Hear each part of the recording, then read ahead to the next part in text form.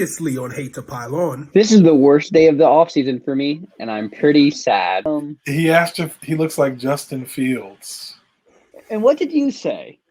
I said he looked more like Justin Backyard.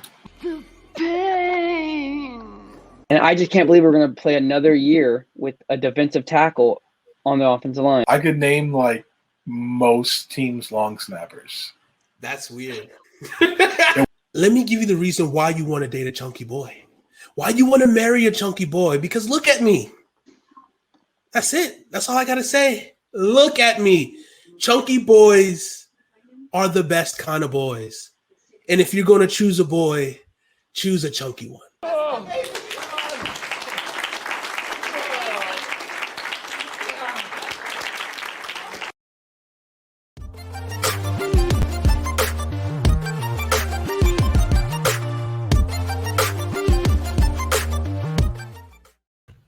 What's up, ladies and gentlemen, and welcome to the end zone. You have made it. You have finally scored because we are here, your boys, number one chunky boy, Jonathan and CJ. And as you can see right now, we are missing one. Prayers to Kyle, not feeling well today. He'll be back with us shortly. He'll be back with us soon. Thinking about you, dog. Hope you feel better.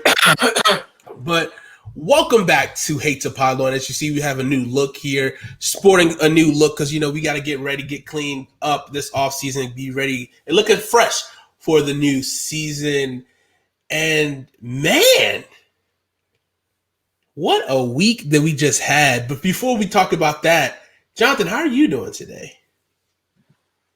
You know, I got a little headache, a little migraine action going on. But aside from that, exceptionally well. Yes, sir. Well, hopefully we can push through the pain because we got to reach the other side of the end zone. We're going to reach and knock down that pylon. But let's first, because obviously you being a Carolina Panthers fan, there's something that happened this week, and that will be the first thing that we will bring to the table.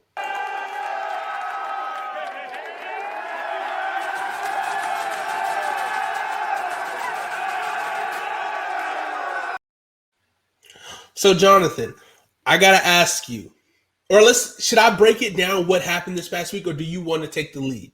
I mean, I can break it down. I mean, Martez Ivy was a 5-star recruit out of high school, but I don't think his signing is that big a deal for the Panthers. I don't know. Okay. You know, former left tackle for the Florida Gators. We do love our chunky boys. Of course, we love our chunky boys. I mean, it's not that big a deal, is it? No, I don't think that's a big deal. But there's a bit of an elephant in the room.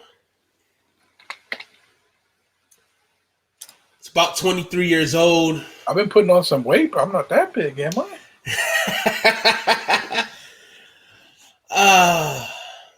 I'm just going to have to say it. The Carolina Panthers made a big trade, a big splash? Question mark? We will talk about that. Making the trade for 23-year-old quarterback drafted in the first round a few years ago from the New York Jets, Sam Darnold.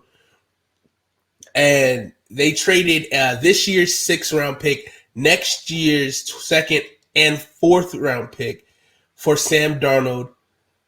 And all eyes are looking at you, Jonathan, the resident Carolina Panthers fan. How are you feeling? Are we happy? Are we sad? What's going on? You know, ignore my tweets from yesterday. Don't go look at those. At John _E_football, by the way. Yes. Let's see.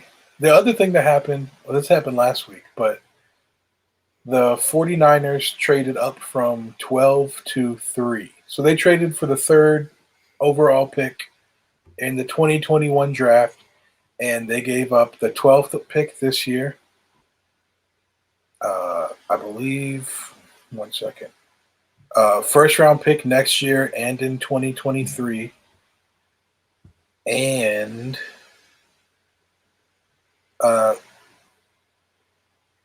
a third-round pick next year as well. So they gave up a first-round pick, well, 3 first-round picks, and a third-round pick for the third overall pick this year.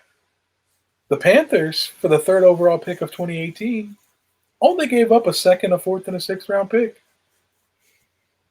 So when you look at it from that lens, not a terrible trade. When you see the way Sam Darnold played last year, pretty terrible trade.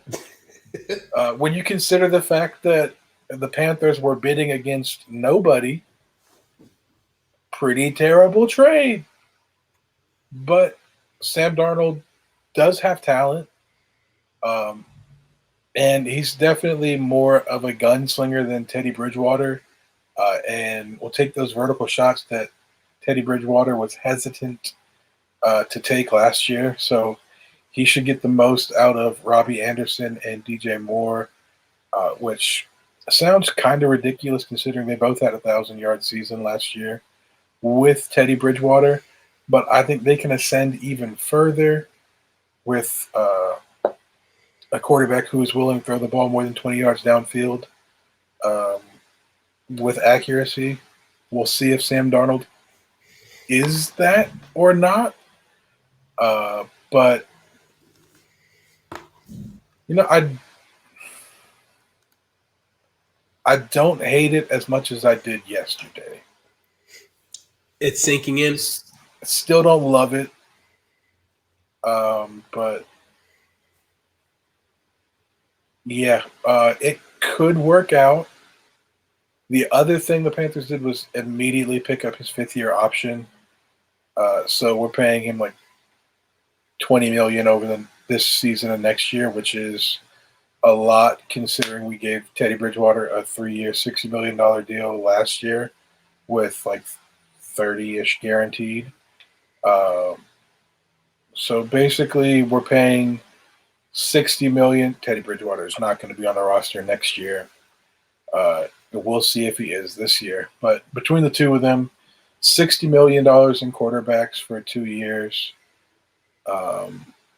which is a good chunk considering we cut Cam Newton because he was too expensive. And he's making like half last year and this year combined as what we're going to pay Sam Darnold for next year. So when you look at it from that perspective, Panthers are kind of hustling backwards. But, you know, we'll see. Quarterback is the most important position on the field. So you got to find one. I don't hate that the Panthers are taking as many shots as they can to find one.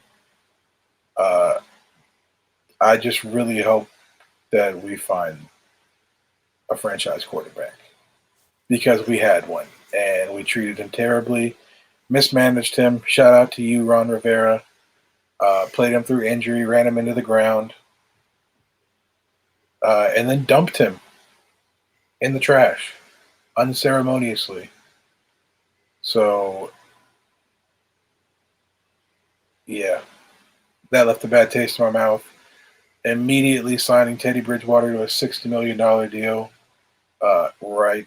Well, I guess preceding that, but everybody saw the writing on the wall. Also, bad taste in my mouth. And then trading 3 picks for a team who's rebuilding. The move was to either tank last year and get a top 4 pick this year and get one of the quarterbacks, which we failed to do. Or go with Teddy Bridgewater, see what he can do. All right, he's not your guy. All right, make this year the tank year. If you're not going to take a quarterback this year, trade back, acquire picks, and set yourself up for success next year with more cap space and maybe get a free agent quarterback. That's clearly not happening as we're giving away picks. But there doesn't really seem to be a plan in place. It just seems like the Panthers are kind of throwing darts at the board, trying to see what sticks at quarterback. And they don't really have the resources to do that. They weren't in the best cap space to give Teddy Bridgewater that contract. Don't have an abundance of picks to be giving them away for Sam Darnold like we did. This is where a team like the Dolphins, with their rebuild that they've done, where they traded their first-round picks for multiple first-round picks. They traded away Minkah Fitzpatrick and Laremy Tunsil, and now they're stacked with draft picks and salary cap space because they're not paying those extensions for those guys. So that's a blueprint the Panthers could have and probably should have followed. It's not what we did. Hopefully something good will come of this. But the bright side for me with this trade is I don't think Sam Darnold can be worse than Teddy Bridgewater was last year. And if I'm wrong, I hope he plays instead of Teddy Bridgewater so that we can secure an earlier pick, which we should have done last year, to set us up for this year's draft, which we didn't. Especially this year is the better year for quarterbacks. Yeah, next year's quarterback class is not looking great. But, yeah. Hopefully we either do well or do really bad and get a top. I'll go top four. Top four seems reasonable. Top four pick. I definitely seen what the internet has been talking about and what they've been saying. Definitely very split down the middle. What have I seen? People who said Sam Darnold's really good, he's really talented, or oh my God, he's a joke. Me personally, I still am on the Sam Darnold bandwagon. At one point in time, I was still hoping we could see him in Washington. But obviously, Ron Rivera has no interest in looking for a franchise quarterback this year and no rush. Fitzpatrick is our guy. We're going to ride behind the magic. I'm cool with that. But I still think some of the positives and pros for Sam Darnold. He's 23. He's still very young. He's still learning and growing. So that could be a positive. Getting out from Adam Gase, who is just incompetent. Stinks. Yes, he stinks. Yeah, speaking of the Dolphins, that's kind of when they started their turnaround, is as soon as they dumped Gase. Very true. Turns out he's just bad and shouldn't have a job probably in the NFL. He stinks. Should not. And even in college should not. But yeah, it's, Gase definitely has this effect to where as soon as he's gone or you're away from him, things start to get brighter. So will the Jets be a lot better team next year under Robert Saleh? I'd hope so because I'm a big Robert Saleh fan. But I think Sam Darnold is a gunslinger like we were talking about, and he will kind of give that a little bit more of a spark, a little bit more juice to that offense, which it can be which is very it's close to being one of the best in the league, and already had utilized their weapons effectively, having two 1,000-yard receivers, and then if you get a healthy Christian McCaffrey, that's a third down machine right there. And so there's a lot of positives for sure. I mean, there's nothing. I'm gonna say it's nothing wrong with Teddy Bridgewater because he's just not that gunslinger. And maybe we see, because I did see a report that the Panthers were allowing Teddy Bridgewater to seek out other options. They've been allowing him to do that since as soon as the season ended. Which I mean, nobody wants him. Which is sad because I feel like the best scenario probably would be to go back to New Orleans, but now with that situation, depending on how much money he'd be owed, if he gets cut or traded, maybe he throw him into the quarterback position. Obviously he's had success in that offense. It sucks. Teddy Bridgewater, it was he was 5-0 for the Saints, and it's okay, maybe he's finally healthy, he's back, but he just doesn't have that gunslinger mentality. He's a good game changer, so he has to be around a team that's good. He'll be a great backup anywhere. And I mean, if he has a team around him that's close to winning, I think he's a good quarterback for you. He's like a Tyrod. He's in a Tyrod Taylor situation. He can win you games as long as he is not the one who has to win you games. In terms as of long as you have talent around him to where he just has to manage the game, like with the Saints last year or 2 seasons ago now, he's capable of winning games as long as it's not on his back. But he's not good enough to elevate a bad supporting cast. With the Panthers, it was the defense. And the offensive line wasn't the best in some games. But he wasn't good enough to overcome the defensive deficiencies for the Panthers this year. But I still think he could be a starting quarterback somewhere in the league. Like the Colts, if they hadn't made that Carson Wentz trade, I could see him being a fit there where he's just, especially if they're going to go run heavy with Jonathan Taylor and Marlon Mack. And they just want a guy who can keep them in rhythm and take those check down throws, keep the chains moving. I think he could have been a good fit there. But we talked about. Oh, continue. Go ahead. Sorry. Go ahead. You're good. Well, I mean, if you, I hate to do it. I mean, all right, there's 2 things. I hate to say that Teddy might just be the bridge, just a perfect bridge quarterback. But at the same time, with me saying that, could Teddy Bridgewater compete with Cam Newton in New England? I mean, that offense is kind of tailored to him because it's not because I mean, at least when you see with how it depends on what Josh McDaniels wants to do moving forward. But I mean, when that Tom Brady-esque type offense didn't really take a lot of shots, quick moving, on-time passing, attack, a West Coast offense, I can see him thriving in that. So maybe in New England competing with Cam, but I don't think they want to go older, as like another option to compete with Cam Newton. He's not better than Cam Newton. He's never been better than Cam Newton. Not a competition.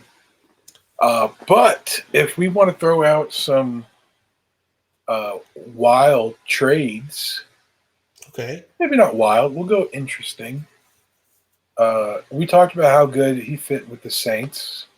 Mm-hmm. What about Teddy Bridgewater for Jameis Winston? Okay. That'd be interesting. I mean, that's a low contract. I mean, depending on how the numbers will work out. I mean, a gunslinger. I mean, that's tough. That's a tough trade to make inside the division. It is, but at the same time, like, we've seen what Teddy can do with the Saints. Yeah, I do feel like the Saints are the best position, is the best spot for Teddy, just because the familiarity with Sean Payton. Jameis with those weapons, I mean, he's definitely going to put up 30 tutties. That's what I'm saying. But the and he got the LASIK now, though. He do got the LASIK, so I'm excited. I'm like, we could do a show on like who we're most excited for. But like Jameis Winston is definitely one of the players that I'm most excited to see this season.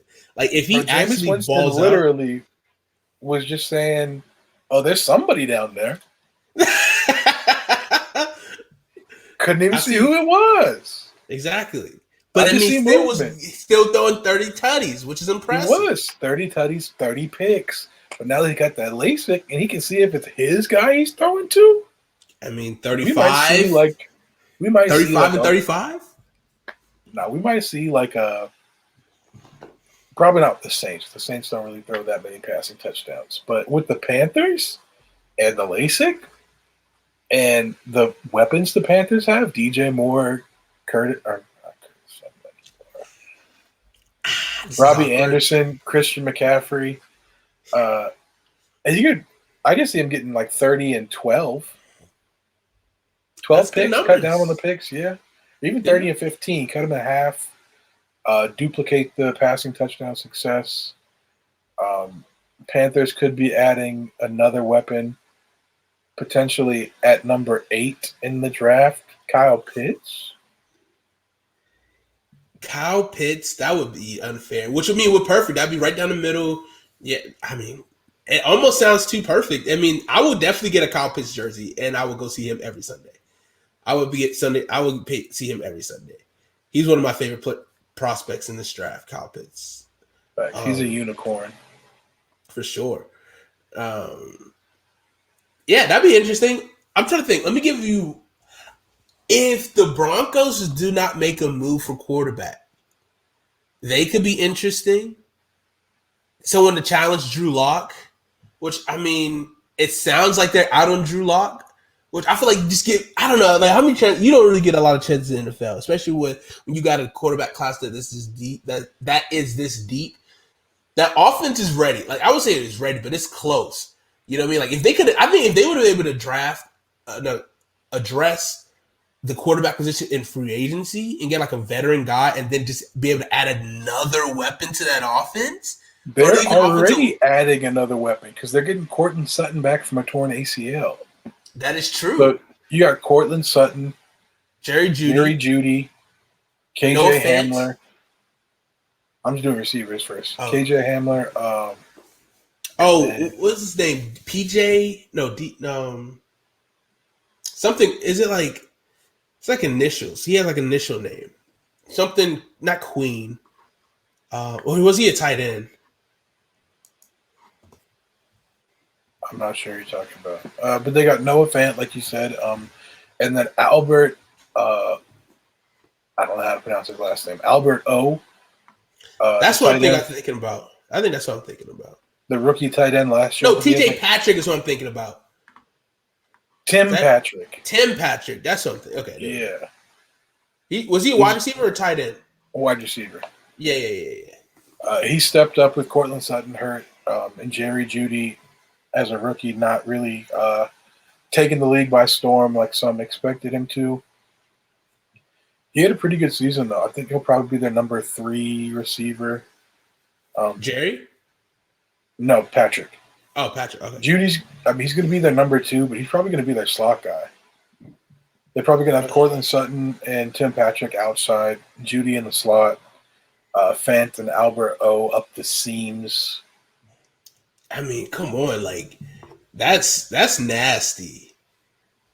That's a really nice young core.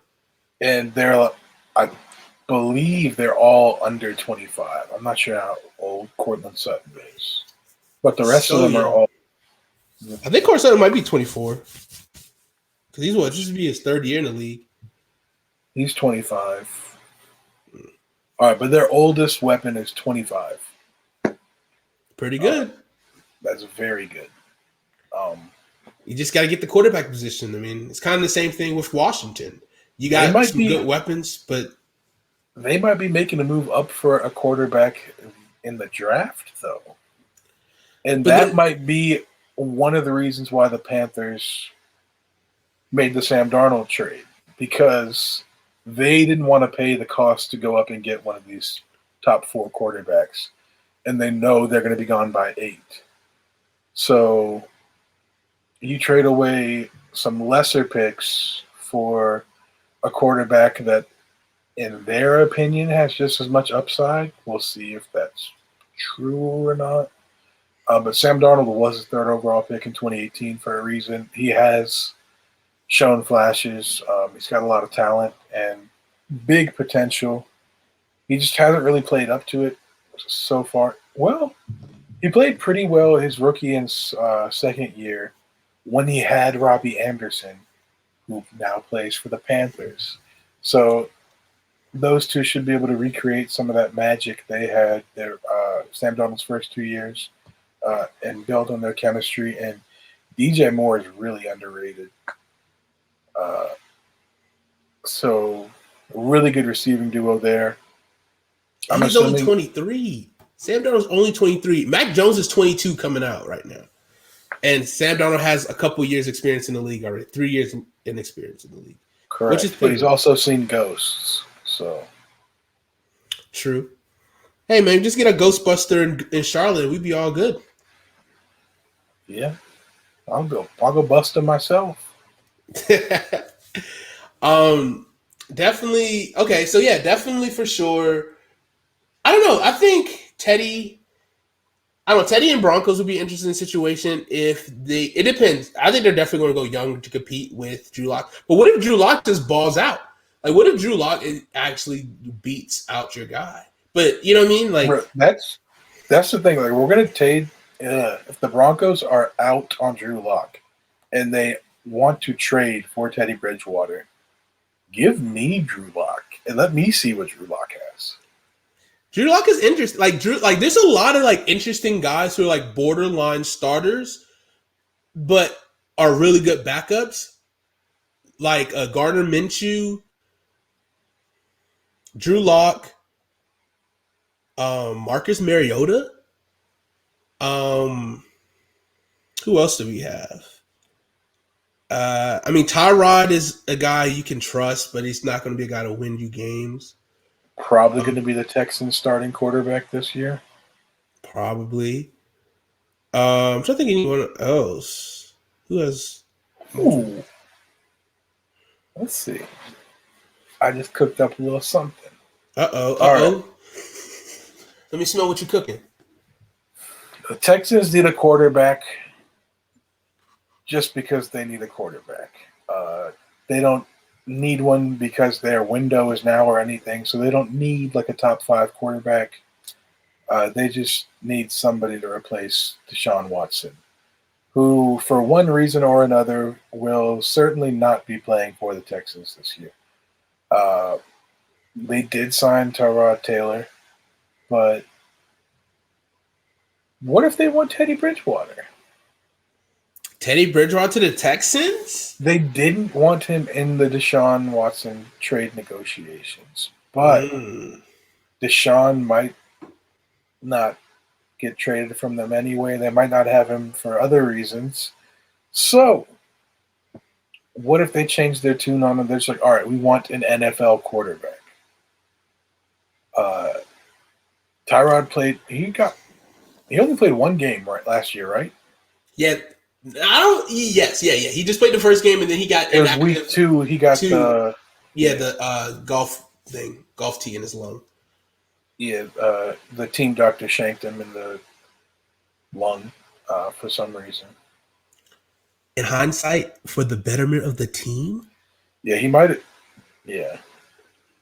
I hate to say it. Never want to pray on nobody's downfall, but I mean, for the betterment of the team? He might have been out there watching practice and been like, they got this dude starting over this guy? Looking at Justin Herbert? He's like, oh no, this dude needs to play. Okay, so Teddy Bridgewater to the Texans? Yes. Not a bad Laramie pick. Tunsil. You want to take on that contract after we were just talking about the money that Listen, they're rebuilding, so they need to create cap space, which they will do after this year. Because if they do trade Laramie Tunsil, they're going to eat a lot of dead cap for this season from his signing bonus. But if you subtract his signing bonus from his contract, it's not that bad of a contract. And the Panthers need a left tackle.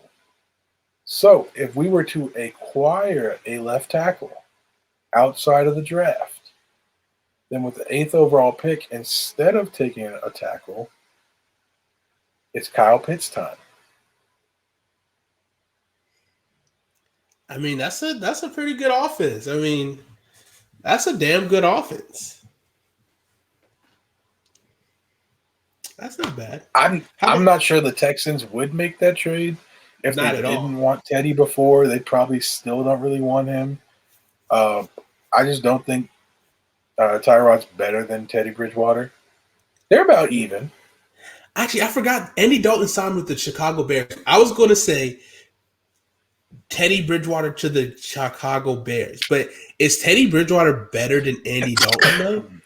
That's the big question. I mean, I wouldn't want to have, no offense to Andy Dalton. I mean, he's done a lot of great things in the league. Does he still have it? Is he washed? Who knows? But like, you want to have competition. You don't want to just give anybody the starting job. I guess Nick Foles is still there. He could be competition for him. But I mean, maybe Teddy Bridgewater is a guy who maybe nibble on a couple kneecaps, maybe go to Detroit possibly for competition for Jared Goff. I don't know.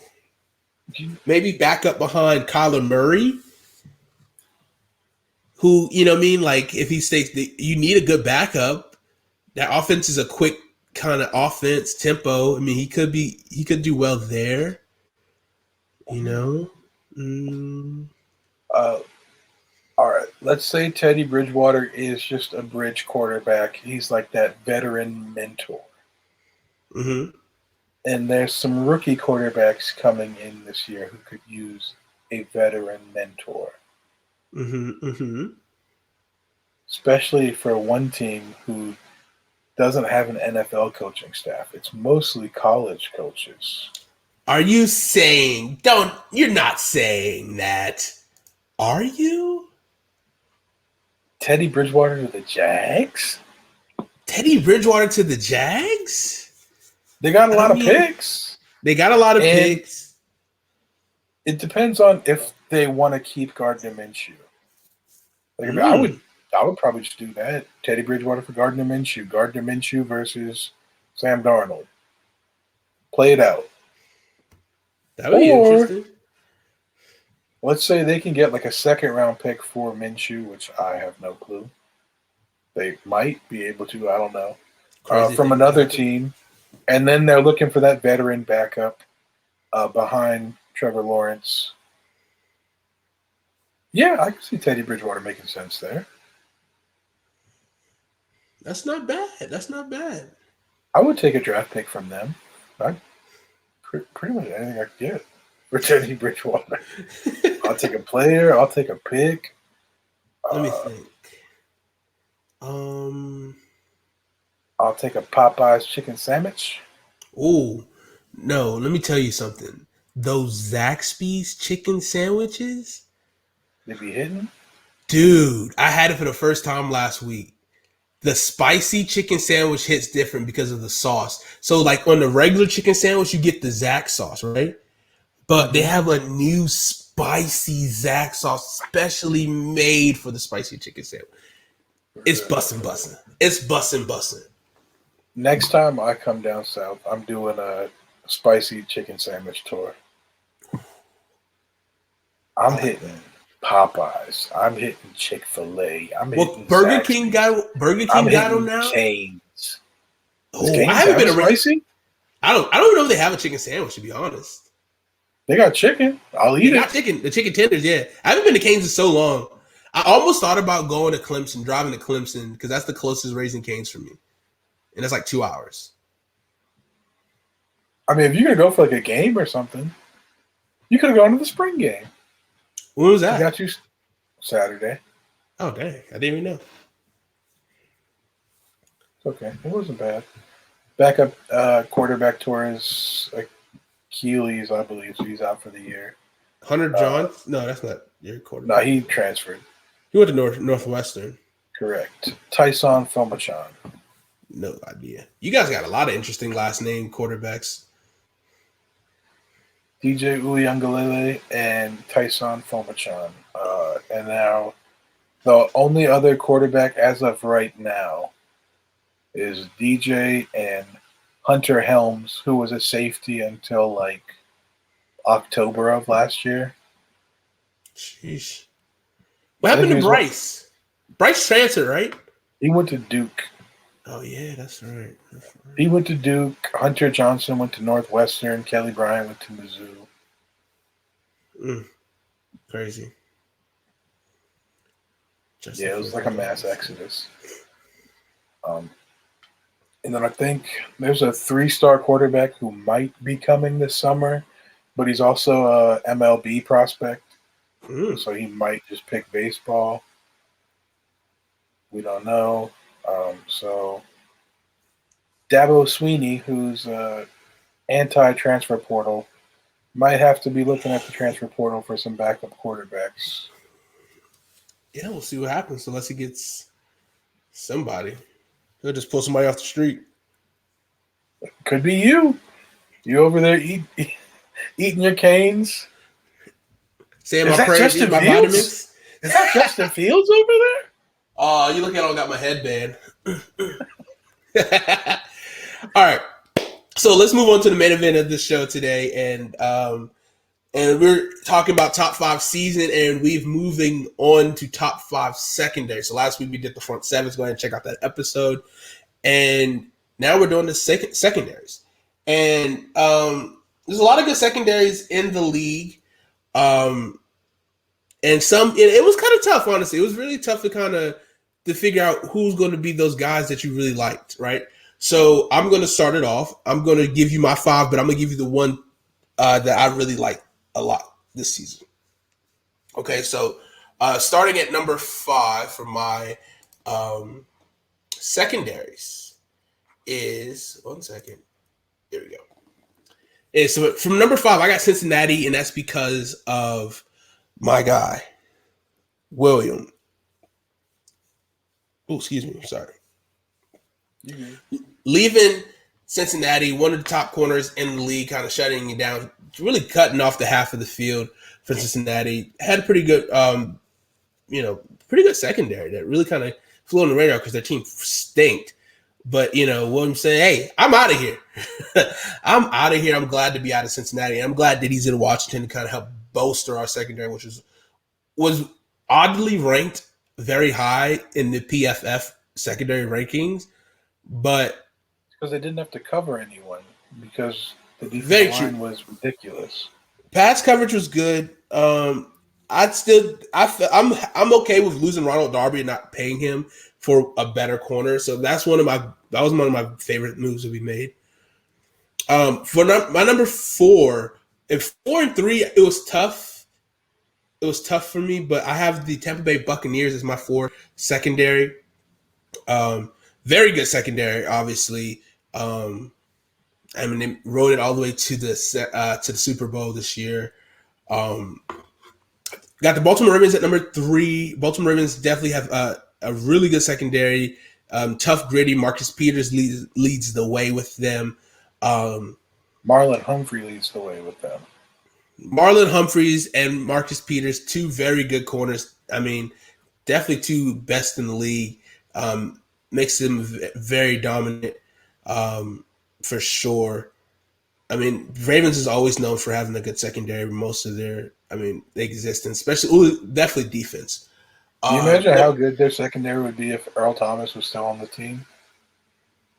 I mean, yeah. I mean, if he was still, I don't know. I feel like Earl Thomas started falling off a little bit. He just started falling off a little bit, but he should still be in the league. Yeah. I think he's kind of, well, yeah, he's got off-field issues, but from if it was a strictly talent thing and he's not in the league, it would be like a Carmelo situation when he left or when the Rockets waived him. Yeah. Oh, for sure. Yeah. Like he should be in the league. Now Earl does have some off-field stuff contributing to it. But also, he was also, between what happened off field and then also in the locker room, there was some rumors and things that were kind of surfacing if people didn't like him in the locker room. So, that's kind of tough to bring. That's like a double whammy. Like if people love you, but you got some off the field issues, you can kind of work with that. But if you got issues in the locker room. Look at Antonio Brown. Yeah. And Tom Brady loves him. He was brought in and he was productive for him. But if you got off-field issues and nobody likes you, like Antonio Brown with the Raiders, nobody liked him. You're out of there. For sure. But yeah, I'm really surprised he's not in the league somewhere. Who knows? Maybe he'll get a chance with the Raiders. They love taking a chance on guys. They do. My number 2 team is going to be Buffalo Bills. I just love Tre'Davious White. Just phenomenal. Shut down pass corner. And then also they have a crazy secondary safety duo with Micah Hyde and Jordan Poyer. Yes, just 2 outstanding safeties. I'm very jealous of them because I would love to have a dynamic duo like that on my team, which we are halfway there. We'll see if we can get the other half right this upcoming season.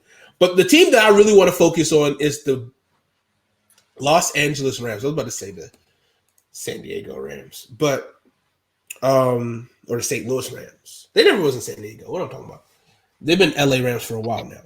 But I mean, obviously leading the way with their secondary with Jalen Ramsey, who's one of the best corners, arguably in the league. He can trash talk you, but also back it up easily.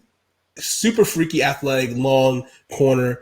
Then you got Troy Hill on the other side, who's no slouch himself. He played pretty well for them, and made some plays. They also have Jordan Fuller, strong safety, and John Johnson the third, who's a pretty good free safety they have. Pretty dynamic. I mean, this team as a whole is, the defense as a whole was number one or not one, but top three defenses in the league, especially anchored with Aaron Donald and on the front line with Leonard Floyd as well. They get it done on the back end, and we'll see how good they'll be next year because they are losing some key pieces on that defense. And, of course, the defensive coordinator. So that's also going to be a new scheme change. I'm not even sure who they hired. But, I mean, if it's within the same realm, hopefully they can keep a similar system so they can kind of keep playing fast and going from there. But I really do like their secondary, and they're my number one secondary from this past season. We'll see if they'll remain that next season. We'll see. But, Jonathan, who do you got for your top five? All right, my top five. Let's see. Start with number 5. We got the Buffalo Bills. As CJ said, you got Tre'Davious White, who's one of the best corners in the league. And then you have Micah Hyde and Jordan Poyer, who are probably the best safety tandem in the league. They're both exceptional, both against the run and against the pass. 2 do-it-all safeties. Just an amazing duo there. Yeah, it was actually pretty hard for me to have them this low, but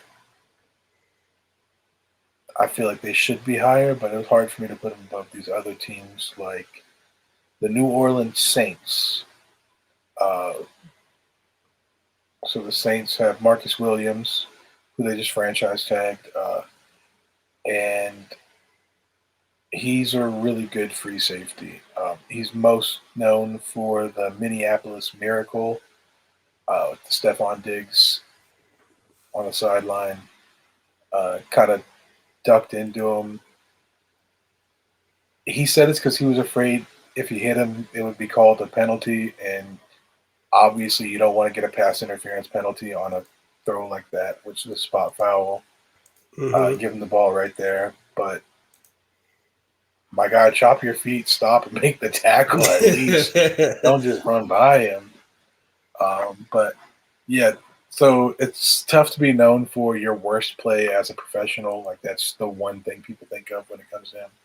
But he's really good, rangy free safety. Can make plays all over the backfield, defensive backfield. You got Marshawn Lattimore, who's, despite only being like 5'10", 5'11", I'm pretty sure he's 5'11". So a little on the shorter side. He's one of the best corners in the league. And then you got Chauncey Gardner-Johnson,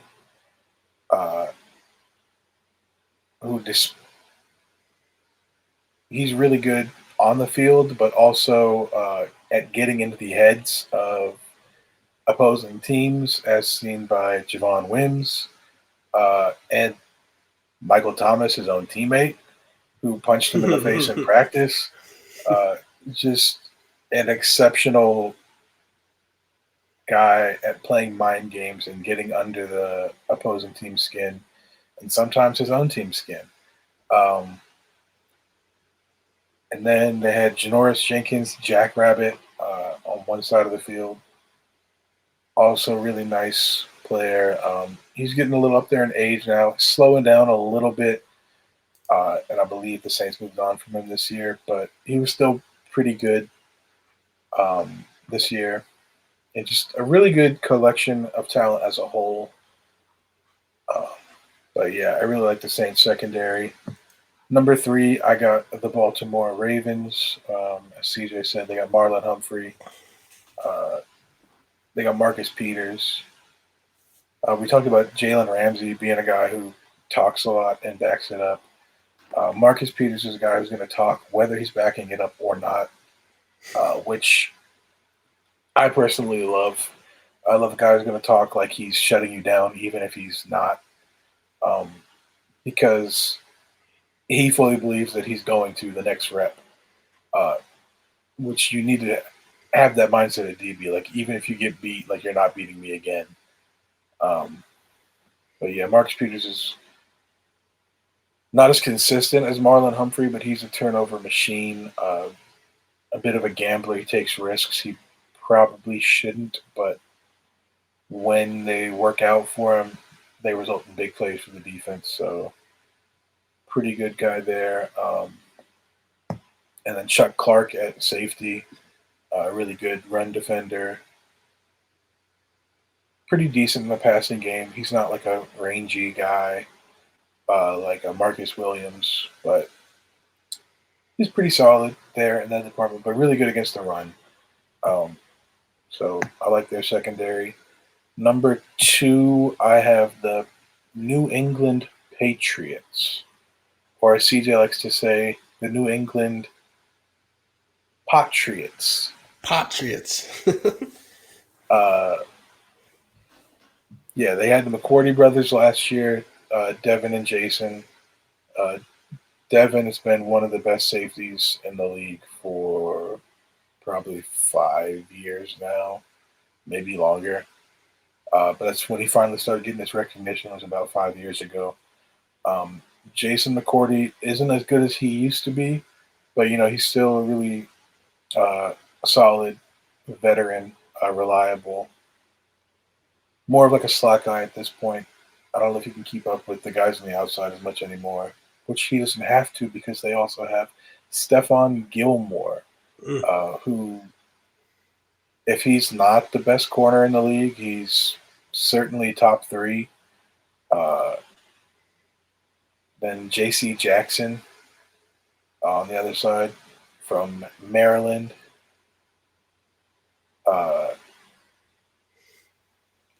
I think he led the league in picks this year. JC? Or Yeah. Stephon? JC.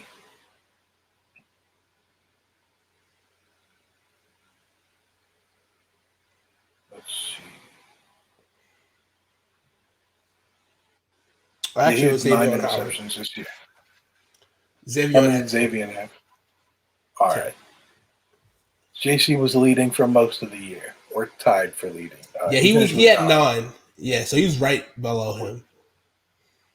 Yeah, so I mean, that's great. I mean, you don't see a lot of 10, 9 interception seasons from corners, especially 10. Like 10 used to always be the number like DBs will have.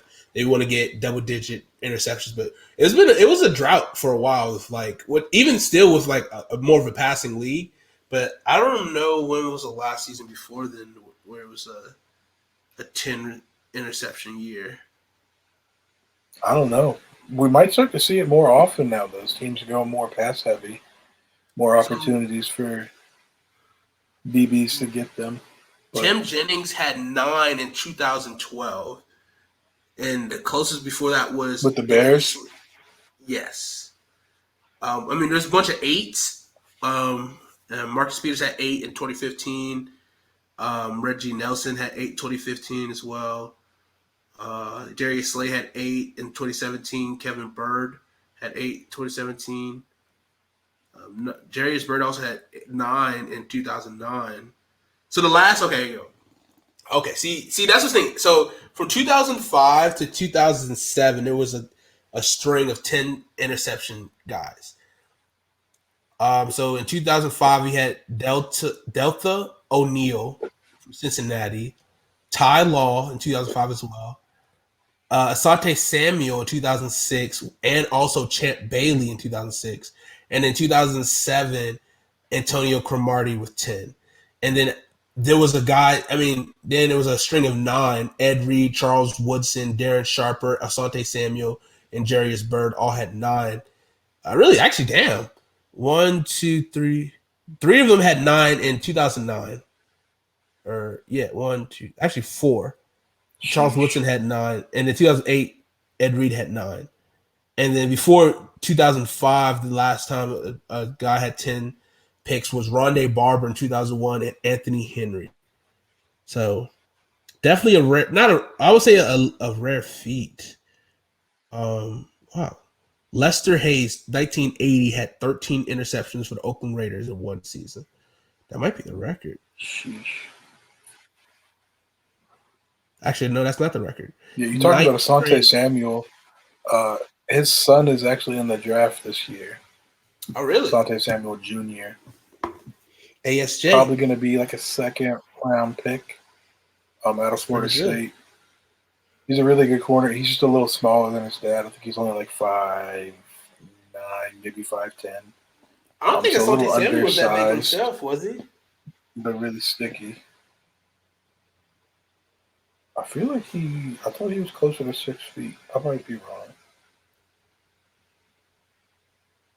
No, Asante Samuel's only 5'10". Yeah, 5'10", yeah. This man had 51 career interceptions. Hall of Famer? And his son ain't bad either. Played 12 Might be. years, 11 years in the league. And who's your number one secondary, Jonathan? Number one, I have the Tampa Bay Buccaneers. Obviously, they're coming off a Super Bowl, but that secondary is incredible. At corner, you got Carlton Davis, who probably should be in contention for best corner in the league last year. He was really good, certainly top 5. I think he's only in his 3rd year, so a young player really coming into his own. He was just amazing. He was shutting down. I was going to say everybody he lined up against, but he did line up against Tyreek Hill in the regular season and get burned. Because he is a bigger guy, 6'1", 6'2", so not as fast as Tyreek Hill, but then again, who is? But he's got good speed for his size, just not elite speed overall. But a really good corner corner they got there. As their number 1 corner. At number 2, they got Jamel Dean, who's also a bigger guy, 6'1", 6 foot, both from Auburn. It's interesting. Their top 2 corners are both from the same school. But yeah, another bigger guy, also with pretty good speed. Not as good as Carlton Davis, but a really good number 2 corner. And then for their 3rd corner, they got Sean Murphy Bunting. All these guys are really young. Carlton Davis, I think, was in his 3rd year last year. And the other 2 were in their 2nd, I believe. So a really young secondary. The Bucs have been building. And then with those 3 young corners, they also have Antoine Winfield Jr., another son of a famous NFL player, similar to Asante Samuel. I thought Antoine Winter was baseball. No, Antoine Winfield was a corner for the Vikings. Huh. Oh, okay. Patrick Mahomes' dad was baseball. I could have sworn it was like a baseball player. I'm thinking of Winfield. No. What is it's a yeah. I'm thinking of somebody else. It's like shortstop for like the Minnesota Twins, I think. But Antoine Winfield Jr. Was one of the leading defensive rookie of the year candidates. He really helped take that secondary to a new level, along with the improvements that the corners made themselves, the strides they took. But Yeah, he really solidified that defense, especially the secondary. And they probably don't win the Super Bowl without him. Uh, and I love the peace sign over Tyreek Hill, getting revenge for Tyreek Hill throwing it Iconic. up in the regular season. Yeah, that was an iconic moment. Right up there with Stephon Diggs tossing his helmet after the Minneapolis Miracle. Facts. That that was a cold picture. That's also what we call a callback to earlier when I referenced Marcus Williams and the Minneapolis Miracle. It's what we do here. Everything is combined, full circle, baby. Um, Yes, I but was yeah, thinking just about. Oh, sorry, real yeah. Go quick. ahead. I was thinking about Dave Winfield, the baseball player. I was thinking that he was related to Antoine Winfield. He played for the San Diego Padres, 12-time All-Star selection, 3,000 hits, 465 home runs, and 1,800 RBIs. Fun fact. Not bad. So I would say pretty good. Yeah, but some would say I would be one of them. That sounds like a pretty good career. But yeah, Antoine Winfield Jr., son of Antoine Winfield, the football player Yeah. for the Vikings. I'm not sure if he played his whole career with them, but I know most of his career for sure. Kyle could probably tell us, but he's feeling under the weather, so get better soon, Kyle. Get better. Shout But out. yeah, that's all I got. That's my top five. Yes. I find Top it five, no interesting debate. that you correct. Uh, I'm not going to debate it, but I find it interesting that I had the Patriots listed in my top five and you did not. Did you? No. No. Five Also, was a very interesting slot for me. yeah. Also surprising, your number one secondary didn't crack my top five, and that was the Los Angeles Rams. Which, I mean, I'm not debating And it, but I mean, they were right on the cusp for me. They were this like you said, five was tough. If I had a very top tough. six, they would have been in there for sure. Um, I just like the depth of some of the other teams I had. I feel like the Rams were a little top heavy. Troy Hill's a solid guy, but that secondary is mostly carried by the star power of Jalen Ramsey and John Johnson the third. Um, correct. But yeah, I didn't like leaving them out, but I felt I had no choice.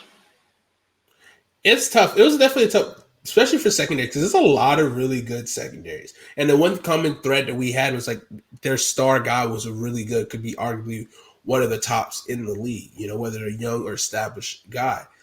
And so, and which says something because you have to have a really good secondary to be a good team in this league, especially because it's such a passing league. So you really have to load up on secondaries as teams are loading up and being 3-4 deep at wide receiver. So you got to be able to run nickel and be able to have 3 or 4, 5 corners able to line up on the field or DBs. So definitely a passing league right now. Will that change?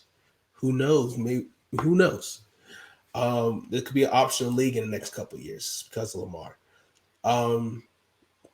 But yeah, that's pretty much it for this show.